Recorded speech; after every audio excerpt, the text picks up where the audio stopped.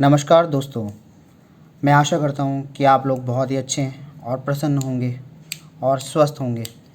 तो दोस्तों, आज मैं आपको बताने जा रहा हूँ एक बहुत ही पावरफुल योग जो कि कुंडली में बनता है हमारे।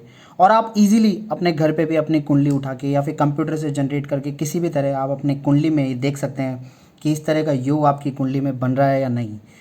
अगर आपकी कुंडली में बन रहा है तो दोस्तों, मैं आपको यकीन दिलाता हूँ कि आपको जीवन में हर सफलता और हर इच्छा जो भी आप चाहते हैं वो आपकी पूरी होगी। तो शुरू करते हैं इस वीडियो को और मैं आपको बताता हूँ कि ये योग किस तरह बनता है। तो सबसे पहले मैं ये कुंडली आपको पता ही है कि ये एक नॉर्मल कुंडली है जिसमें कि सारे 12 हाउसेज होते हैं, 1 2 3 4, जैसे कि मैंने मेंशन कर रखा है। सबसे प्रथम लग्न होता है, ठीक है। अब हम यहाँ देखेंगे कि मान लीजिए किसी भी लग्न की कुंडली है, चाहे आपकी मेष लग्न की कुंडली है, चाहे आपकी तुला लग्न की कुंडली है, मिथुन लग्न की कुंडली है, आप किसी भी लग्न की कुंडली जो भी आप देख रहे हैं उसमें आप इजीली इस योग का पता लगा सकते हैं। तो मैं यहाँ पे शुरू करता हूँ। लेट्स सपोज कि ये एक तुला लग्न की कुंडली है। तो तुला लग्न की कुंडली तुला लग्न की कुंडली है। तो तुला लग्न की कुंडली के लिए यहाँ पर तुला लग्न का स्वामी है शुक्र। तो यहाँ पे है 7 नंबर से ये कुंडली स्टार्ट हो रही है, ठीक है। यहाँ पे होगा 7, यहाँ पे होगा 8, यहाँ होगा 9, यहाँ 10, 11, 12, 1, 2, 3, 4, 5 और 6। इस तरह आपके जो हाउसेज हैं उनकी पोजीशन जो है वो राशियों की इस तरह आपकी कुंडली में नज़र आ रही होगी।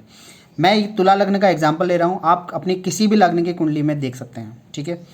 तो यहाँ पे आप देखिए कि तुला लग्न का स्वामी जो है, यहाँ पे देखिए 7 नंबर, तुला लग्न का स्वामी है शुक्र। तो शुक्र लग्न की ये कुंडली हो गई, मतलब इसका जो स्वामी हो गया इस कुंडली का वो हो गया शुक्र। अब मैं बताता हूँ दोस्तों कि आपको ये देखना कैसे है कि ये आपका योग बन रहा है या नहीं है।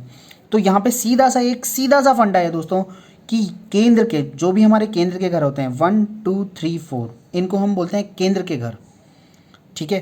तो अगर केंद्र के घर में कोई भी राशि एक दूसरे को परिवर्तन करती है, मैं आपको एग्जांपल देके समझाता हूँ दोस्तों।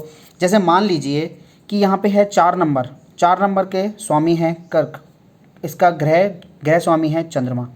और लेट्स सपोज यहाँ पे है 1 नंबर, और 1 नंबर है हमारा मेष, मतलब कि मंगल, ठीक है। तो लेट्स सपोज दोस्तों कि मेरा जो मंगल है, मेरी कुंडली में मंगल ग्रह मेरा बैठा हुआ है यहाँ 4 नंबर में। और अगर मेरा चंद्रमा अगर मेरा यहाँ पे बैठ गया, तो दोस्तों यहाँ पे मंगल बैठ गया है चंद्रमा के घर में और चंद्रमा बैठ गया है मंगल के घर में। मतलब इन्होंने एक दूसरे की राशि को इन्होंने एक्सचेंज कर लिया है। और एक्सचेंज कब किया है? ये केंद्र में रहते हुए इन्होंने एक्सचेंज किया है। कोई फ़र्क नहीं पड़ता दोस्तों कि आपकी कुंडली में मारक है या गलत घर में बैठे हैं या फिर ये अच्छा रिजल्ट देने वाले नहीं हैं, इसका कोई मतलब नहीं है।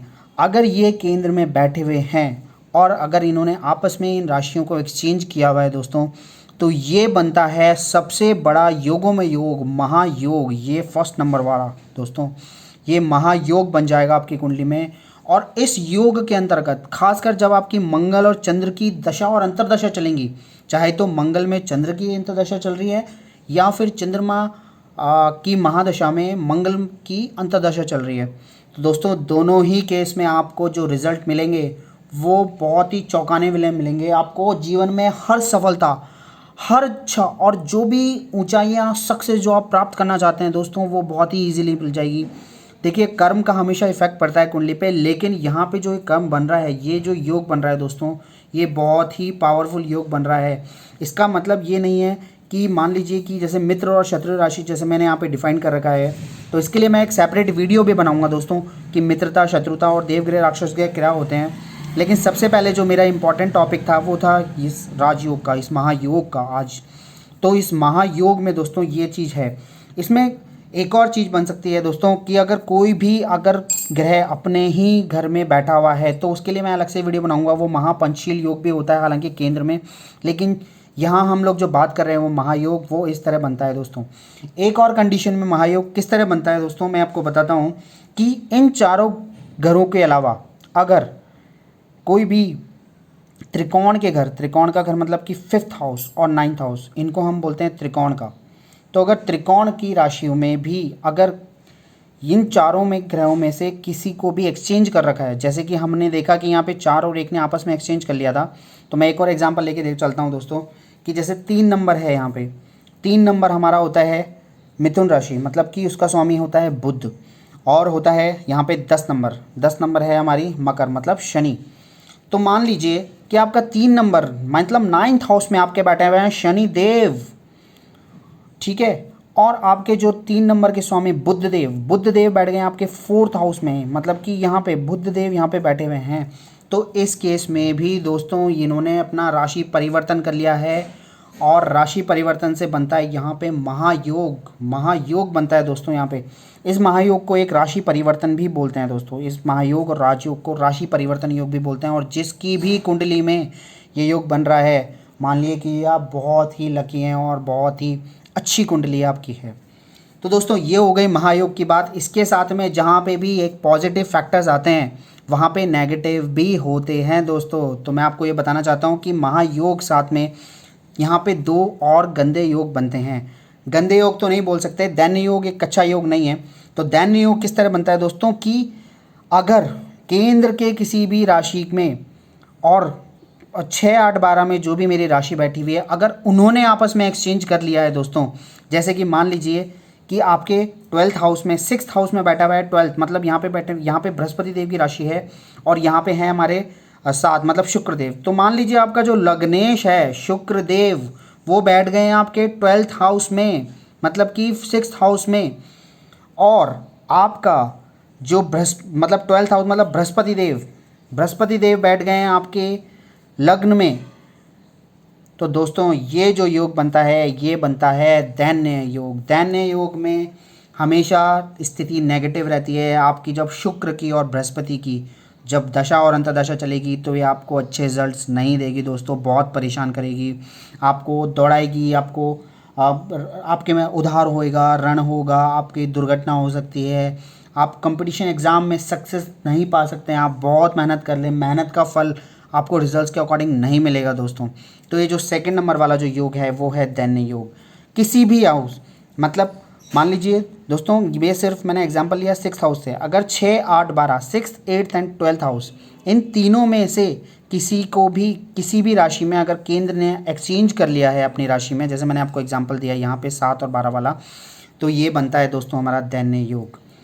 ठीक है दोस्तों, इसमें एक और योग बनता है हमारे यहाँ पे खल योग। खल योग में क्या होता है दोस्तों, खल योग इसको बहुत बुरा नहीं मानते हैं। खल योग का मतलब होता है कि इंसान इसमें खपता रहता है, मतलब वो बहुत मेहनत करता है, उसकी बहुत भाग दौड़ होती है, लेकिन उसको उसके अकॉर्डिंग रिजल्ट्स नहीं मिलते हैं दोस्तों। तो मैं आपको बताता हूँ खल योग आपकी कुंडली में कैसे बन रहा है दोस्तों। यहाँ पे हम लोग मान लीजिए कि यहीं पे एग्जांपल ले लेते हैं कि 4th नंबर, इसको मैं मंगल को यहाँ पे हटा देता हूँ हाल फिलहाल। मान लीजिए कि चंद्रमा की राशि है, चंद्रमा का घर है 4th नंबर, और ये है मान लीजिए खल योग आपका है 9th हाउस, मतलब कि मैं ये बोल रहा हूँ कि 3rd और 11th हाउस दोस्तों ये खपने वाले घर हैं। ठीक है, तो आपके मान लीजिए कि 3rd और 11th हाउस में से कोई भी राशि परिवर्तन अगर केंद्र में किसी भी राशि के साथ में होता है तो उसको हम मानते हैं खल योग दोस्तों। तो यहाँ पे मैं एग्जांपल लेता हूँ 4th हाउस का और 3rd हाउस का, यहाँ पे 9th है। तो 9th नंबर की हमारे राशि जो दोस्तों धनु राशि होती है और उसके स्वामी होते हैं बृहस्पति। तो बृहस्पति अगर मान लीजिए हम मेरा चंद्रमा में बैठ गए हैं, और मेरा चंद्रमा मतलब 4th नंबर कर्क राशि मतलब चंद्रमा मेरा बैठ गया है 9th हाउस में जाके, तो दोस्तों इन्होंने अपनी राशि को एक्सचेंज कर लिया है। तो ये बनता है दोस्तों खल योग। 3rd नंबर वाला जो योग बन रहा है वो बन रहा है खल योग। इस खल योग में दोस्तों किसी भी की भी कुंडली में अगर ये खल योग बन रहा है तो मान लीजिए कि वो इंसान बहुत मेहनत करता है, बहुत मेहनत करेगा, उसको खासकर दशा और अंतर्दशा जब भी बृहस्पति देव और चंद्रदेव की आएगी तो उस केस में वो बहुत ज़्यादा खपेगा, बहुत ज़्यादा मेहनत करेगा, लेकिन उस मेहनत के अकॉर्डिंग दोस्तों उसको रिजल्ट नहीं मिलेंगे दोस्तों। तो इसके लिए सीधा सा उपाय ये है कि इसका लिए रत्नों का भी धारण कर सकते हैं आप, और सबसे इम्पॉर्टेंट ये है बीज मंत्रों का। मैं बीज मंत्रों के लिए दोस्तों अलग से एक वीडियो बनाऊंगा कि कौन कौन से बीज मंत्र आपको बोलने चाहिए, कौन कौन से बीज मंत्रों का आपको जाप करना चाहिए और सिद्ध करने चाहिए।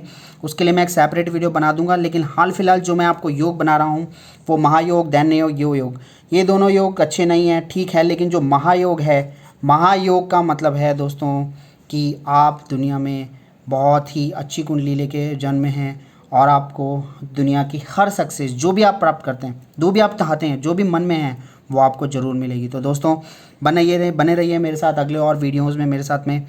आज के लिए धन्यवाद।